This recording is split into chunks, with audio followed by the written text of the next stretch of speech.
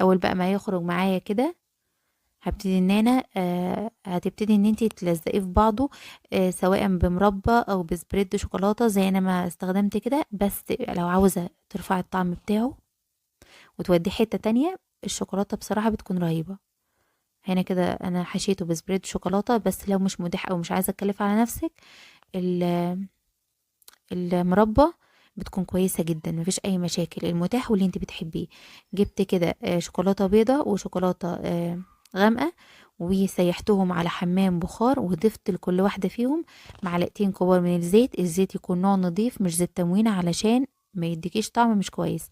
او لو الزيت اللي انت المتاح عندك انت شايفه ان هو كويس ولونه فاتح كده، ضيفيه عادي مفيش مشاكل. ضيفي معلقتين وقلبي كويس مع الشوكولاته عشان تخفيها كده وتبتدي ان انت تزيني بيها. معاكي بقى طرق كتيرة للتزيين، زي الشوكولاتة الفارماسيل اللي هي ورا دي. ممكن ان انتي تبليها كده في الشوكولاتة، تغمسيها كده في الشوكولاتة وتروحي مغمساها فيها كده زي انا ما عملت كده، او بالجنب.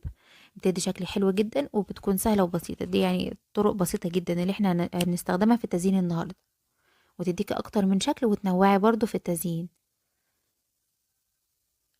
او في الشوكولاتة البيضة كده، وبتضيف عليها الخرز اللي انتوا شايفينه ده كده اللي هو برضو شوكولاتة. او الشكل اللي قدامي ده برضو كده دباديب صغيره كده بيكون شكلها حلو. في اشكال كتير جدا من الشوكولاته اللي هي بتاعه التزيين دي، تقدري ان انت تستخدميها. المتاح بالنسبه لك والموجود اعمليه وطلعي منه شكل. ما عندكيش ومش عايزه تشتري اللي هي الشوكولاته دي او الحاجات دي ومش عايزه تكلفي على نفسك، الشوكولاته البيضاء والشوكولاته الغامقه، هنجيب طبق كده وهنبتدي نرص سواء كان بالشوكولاته الغامقه او البيضه. هعمل لكم الاتنين دلوقتي، وهنبتدي نرصهم كده في الطبق. وبدل ما تجيبي كيس بقى وتقعدي تحطي فيه وممكن تهدري يعني خامات في الشوكولاته وكده، انت بس بالشوكه كده وابتدي ان انت ماشيه تعملي شكل عشوائي كده، خيوط كده شوكولاته بيضه. خلاص على كده انت كده زينتي البوتيفور بتاعك وبقى جاهز معاكي وشكله حلو. مفيش اسهل من كده اظن. هنعيد التجربه تاني بس العكس.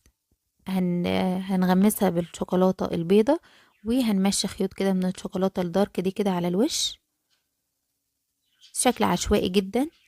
بس في نفس الوقت هتديكي شكل حلو للتزيين وسريعة ومش مكلفة معاكي لو مش عاوزة تشتري حاجات كتيرة او تقعدي يعني تنوعي. اظن مفيش ابسط من كده ولا اسهل من كده. هزين بقى الكمية بتاعتي كلها كده البوتيفور بتاعي.